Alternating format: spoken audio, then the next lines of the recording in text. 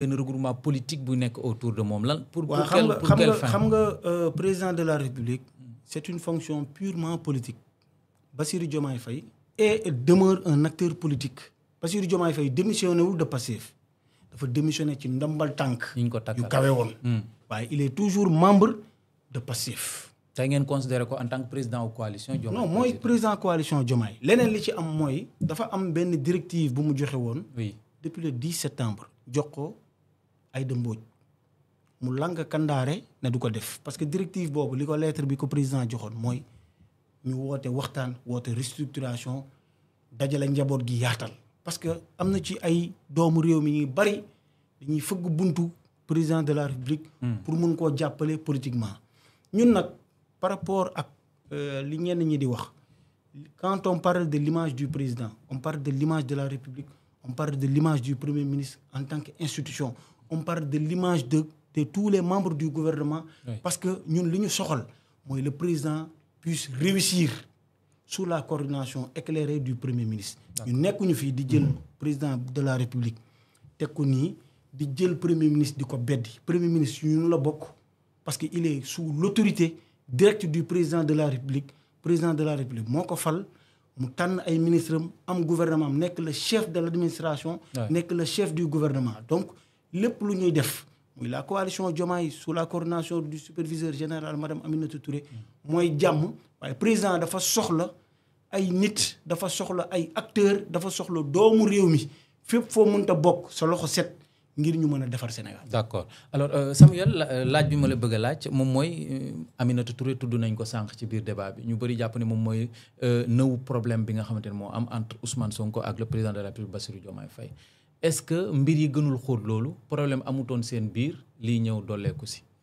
non man jàpp naa ne amul woon problème ba keroog lettre boobu muy wax diggéen. parce que am nañu jàpp ne Aminata Touré dañ ko bëgg a def comme bouc émissaire ñëw xëpp ko lépp. fekk président Diomaye ngeen jafe-jafe. coalition de parti politique la ñu wax. coalition de parti politique yow da nga xam président Diomaye parti bu mu dirige. en tout cas Pastef la bokk. président Bassirou Diomaye ndax dafa am parti président Bassirou Diomaye Faye amul parti.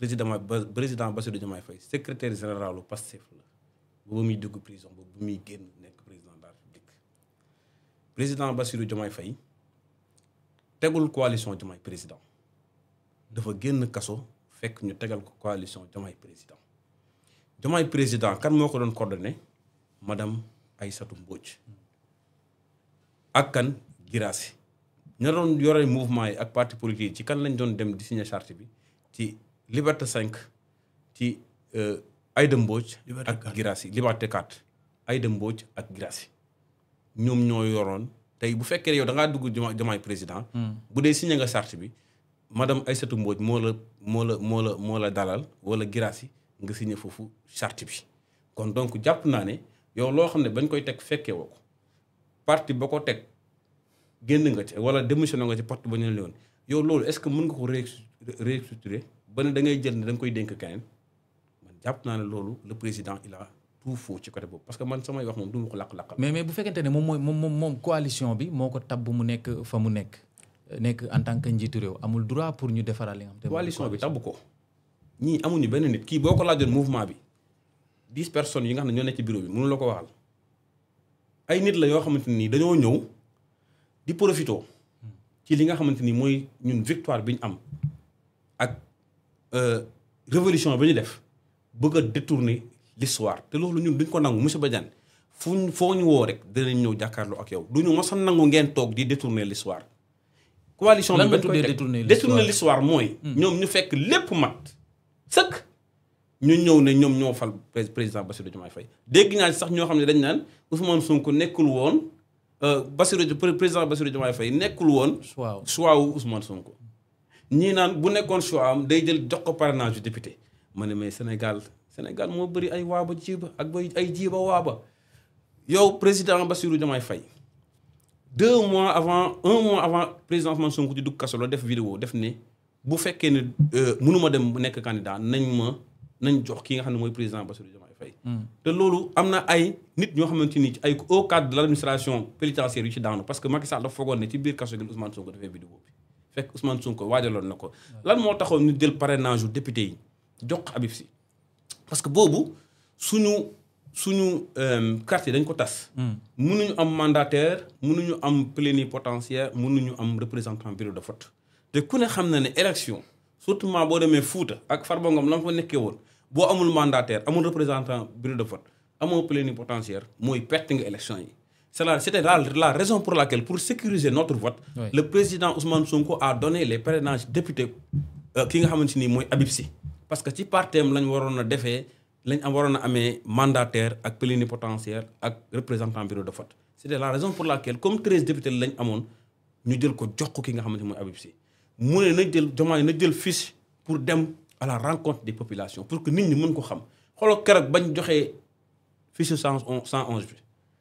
engouement bi am keroog la parrainage yi soo commencé te boobu parrainage yi commencé na presque une semaine avant ñun gars yi njëkk nañoo commencé xaw ma une semaine xaw ma 10 jours mais keroog bañ jotee ci 111 bi ci lañ nit ñi di soog a sentir parrainage ci sur le terrain ñun ñuy wàcc di dem fu ne man Kaffrine non li ñu daj. kenn xamul lu mu donc da ngeen jàpp ne véritable problème bi ngeen nekk di dund nii Mimi Touré moom mooy. actrice principale bi du Mimi Touré de président Bassirou Diomaye Faye la. parce que Mimi Touré lu mu def rek dañ ko defloo. président Bassirou Diomaye Faye moo ko defloo. pour ut si lan président Bassirou Diomaye Faye dafa dem ne ba gis ne Pastef doyatu ko wala pour lan. xaw ma lan ngeen mais man de président su ma déggaloon. oui. zombie yi ak vampire yi ak sorcières yi nga xam ne ñu ngi ŋaa jëmale ko. billaay su ma sañoon mu moytu leen daw delluwaat Pastef ndax ñooñu bés bu ñu ko ne ceex pour mu génn fa du yomb te bu boobaa dina am wéy wu ñaaw biir Sénégal. ndax tey jii bu fekkee ne président ñii jël nañ ko di ko naan ay yaa fi nekk ak yaay le président de la république ak di ko wax yoo xamante ni ñoom leer na leen lii du dëgg di ko pousse ba mu nar a gis boppam pour tàqalikook sa famille Pastef pour tàqalikook son mentor le premier ministre Ousmane Sonko man jàpp naa bu boobaa moom wéyam dana ñaaw lool te fu muy mujj jàpp naa ne du rafet moo tax mooy appel woowaat ki nga xamante ni mooy le président Bassirou Diomaye Faye amul dara lu muy wuuti ci coalition Mimi Touré boobu loo xam ne amul Pastef du ci qualité du ci quantité du ci responsabilité du ci éthique du ci déontologie du ci dara loo xamante ni ñii am nañ ko te ñun amuñu ëppale wuñ leen ko sànq mu ngay wax naan ay resserre Pastef resserrewaat les rangs Pastef mosuñoo desserrer les rangs autour du tandem Pastef a été toujours présent maa ngi lay laaj léegi na la budget su Sénégal lan la xamoo ko maa ngi lay laaj léegi na la yan projet lañ définir dama la laaj tontu woo ci yan projet lañ définir ak coût bi ñaata la ba léegi tontu woo ma ci kon donc jàpp naa ne yow mii sa yéene du réussite président Bassirou Diomaye Faye parce que réussite président Bassirou Diomaye Faye mooy xam lan la gouvernement bi di def comme action ngay dem di ko vulgariser au niveau de la presse au niveau des populations pour que nit ñi mën a xam lan la président di nekk di doxal actuellement ni ak son gouvernement mais tey bu fekkee da nga ñëw nga ne da ngay defar l'image du président te l'image du président amul dara lu ci yàqu mais gis nañ ay maire yu bëri yu rallié wu dem wutali ci coalition Diomaye président te ko wax mairie ak maire yi xam ne am nañu base politique sama waa ji ñii lañ même tour la mu dajale yëpp ñun mouvement bi ñu yore kese MONAP les artisans ñoo leen ëpp doole bu ñu demoon élection ñoo leen di gagné ñoom li ñu yore yëpp Mimi Touré li mu dajale yëpp laa la wax d'accord ñun ak ñoom laa waxuma la Pastef de ñun ak ñoom kese wala ñoom ak Facebook sax ñii bu ñu demoon ak 50 000 yi def abonné keroog ci page président bu ñu demoon élection ak ñoom ñu gagné leen pour vous dire que ne amuñu représentativité amuñu sax amuñu passé politique boo xamante ni nit ñi mën leen a naw ba topp leen amuñu tey mouvement c'est pas reconnu par les textes amul benn mouvement bu mën a am récépissé parti politique la ñuy jox récépissé caaxaankat yépp nag ñoo bëgg a laqatu ci ay mouvement ak ay jataay yooyu noonu dem di nax ki nga xamante ni mooy le président mais le président man li ma ko xamee woon c'était un homme intelligent man jàpp naa ne président Bassirou Diomaye Faye ñii waruñu ko mën a taxaw di ko nax yi nga xamante ni tey xale bu CM2 sax nit ñi mënuñu d'accord jàpp naa ne may ma tuuti rek nga daaneel foofu c'est très important parce que ñii li ñu bëgg a def c'est jël Sénégal finalement ñoom la wala président la non président la mais ñoom ñoo koy jàpp xam nga tey jii bu fekkee ne président am na allure bi c'est parce que dafa am ci gannaaw ñu koy jéem a rassurer te ñoom mënuñoo sax rassurer seen bopp mooy Mimi Touré ak ñi mu àndal nii ay ñoom Lass Badiane nag ay ñu kenn xamul tekkiwuñu dara ci réew mi Mimi Touré mosut a gagné bureau de vote fii Sénégal du Grand Yoff du Kaolack fu ne dem na fa di wut base politique nit ñi ne ko ñun bëgguñu la xamuñu la mu jógee fa tey ñëw bëgg a jaxase ki nga xamante ni mooy le président de la République ak sa famille politique président nag bu ko nangoo man de du ma bokk ci ñu koy téye dama naan ko demal àndal ak ñoom. D'accord. waaye buñ la waraxee nag bul dëppaat ci ñun de. parce que D'accord. ñun moom. Alors, ñun moom benn nit lañ àndal muy projet bi. projet boobu ko koy incarné mooy le président Ousmane Sonko. moom la ñuy topp ba 2029 ñu jël ko jox ko Sénégal incha allah. d'accord la question bi ma la bëgg a laaj mooy bi ma ko laaj rek est-ce que Mimi Touré moom mooy élément déclencheur ci li nga xam te ne moo xew nii wala da nga jàpp ne Pastef amoon nañu malaise seen biir bu yàgg ak aussi laaj yim la jot a interpellé ci lan ngeen mën a apporter le président de la République à travers la coalition. non kii moom ay waxam du ma ko tontu parce que man ku may tontu mooy ku maandoo ak ku amee ay teggin parce que ku ko joxoon cër la am na ci ay kàddu yoo xam ne boo ko jibee nga jëmale ko nit koo xam ne xamoo juddoom xamoo jaar-jaaram xamoo li mu réalisé nga koy joxar bi di ci teg kàddu yoo xam ne dafa ñàkk war ma dootuma ko tontu. est-ce que nekkul dans le cadre politique bi ñuy wax cadre politique on doit mener toujours un débat serein. Oui. Avec des contradictions basées sur le respect et la courtoisie man muy moom muy keneen ku mu mënta doon képp ku may waxal damay wax ak yow ci teggin wax ak yow ci maandu. d'accord bañu mën a des débats personnels parce que fii rek lañ gisee xëy na par Kaffrine bi mu dëkk bu demee laajte ma Lass Badiane foofu danañ ko wax kan mooy Lass Badiane mais yooyu amul solo liñ ci mën a wax mooy la coalition Diomaye Président Mimi Touré madame Aminata Touré une docteur certifiée. yow mi ko jege ak état d'esprit am actuellement naka lay dundee. non madame Aminata Touré est sereine madame Aminata Touré n'est en aucun cas responsable de quoi que ce soit. C'est le président de la République Bassirou Diomaye Faye par ailleurs président de la coalition Diomaye Président moo jël ay pouvoir am dàq Aïda Mbodj remplacer ko parce que communiqué bi dafa leer dàq Aïda Mbodj remplacer ko par madame Aminata Touré pour qu'elle fasse une restructuration avec tout le monde avec ñëpp ñu ci bokk Pastef avec tous les leaders tous les mouvements tous les partis politiques toutes les organisations. président rappelé na ko ci njeexitalu communiqué am. mais loolu moo ci am sous la conduite éclairée de kan du premier ministre. président beddiwul kenn man Lass Badiane ak ñi ma àndal nekk Diomaye président lu président waxuñu ko président du xotti warma ñun duñu xotti warma président du jàll baat ñun duñu jàll baat président du xaxar ñun duñu xaxar président dafa maandu ñun dañoo maandu donc quand on parle de la sacralité de l'image du président de la République. oui kilifa boo nekkee ci peggam da ngay xool na muy doxee nga doxee noonu mais nag am na ci yoo xam ne bu feeñee da ngay xam ne nit moom la mu nàmp rek loolu lay tàqamti ko. Bassirou Diomaye Faye niñ ko xamee ñun noonu la ñuy bëggee di doxee mooy lépp lu muy def da koy def de manière inclusive waxtaan ak nit ñi ak stabilité parce que dafa bëgg dëkk bu stable dafa bëgg dëkk bu ñoŋ dafa bëgg dëkk boo xam ne day am jaxasoo dafa bëgg dëkk boo xam ne économie bi day dox yaa ngi gis tey ci suba étudiants yi ñu ngi grève di wax wàllu bourse yi les acteurs sociaux de la santé ñu ngi grève ñeneen ak ñeneen ñu ngi koy wax te président pourtant am na ci ay jéego yu am solo da ngay jël le statut des non fonctionnaires mercredi bi passé c'était adopté en conseil des ministres ñun bu ñu sañoon ñun jéego yooyu li ñuy bëgg di ko vulgariser pas di nekk ci ay débat politicien parce que ñun dañuy invité média bi le président de la République di def parce que depuis les années 60 loolu amul parce que contractualisation bi nga xam ne les non fonctionnaires ko doon jooytu président de la République en moins de 2 ans il a apporté une solution efficace et définitive. da nga jàppoon ne loolu feeñu toon am na lu ko mais loolu feeñu toon parce que ñun lu ñu président da ngay xool en conseil des ministres. Oui. Le conseil day adopter des décisions fortes. Des projets de loi yu am solo. Des instructions fermes qui sont données au premier ministre et à d'autres ministres. Campagne arachidière bi président wax na ci mercredi bi passé te tey en conseil des ministres réitéré na ko ba prix gerte bi du yàgg dara di nga ko ci gis suñu mbokk baykat yi nekk ci àll bi mën cee gis seen bopp. président ci jéego yooyu la ne mooy saafara les urgences yi nga xam ne moo nekk ci réew mi donc bëgg a jël mbir mi ne Aminata Touré la je pense que tapette foofu lay tàmbalee. président de la République moo am pouvoir tànn kaka neex. président de la République bu tànnoon keneen ñun dañuy ànd ak moom parce que ñun lépp lu ñu bëgg mooy defar Sénégal nekkuñu ci dans des débats de personnes donc bu nekkoon nitu Pastef moo jiite ñun niñ ko defee ànd ak waa Pastef yaa ngi dégg di leen jàppale te bokkuñu Pastef man ñëpp xam nañ ne bokkuma Pastef am naa ci ay xarit am naa ci ay worma am naa ci ay nit yoo xam ne dañ doon demalante di ba tey jii ñuy demalante donc. dans le président de la République. élection législative yi pourtant liste Pastef lañ demee mais toute la coalition Diomaye président dañoo rangé wu derrière Pastef battre campagne partout avec nos propres moyens.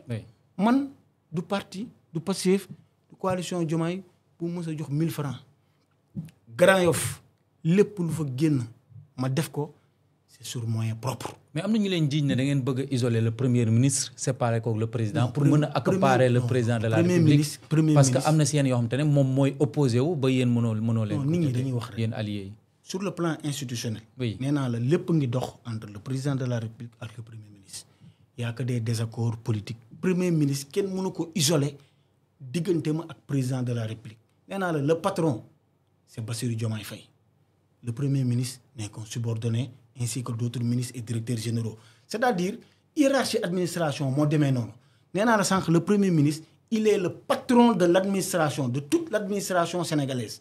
Que ce soit enseignants yi que ce soit sous-préfet l'administration territoriale c'est lui le boss mais lui il a un patron c'est le président de la République.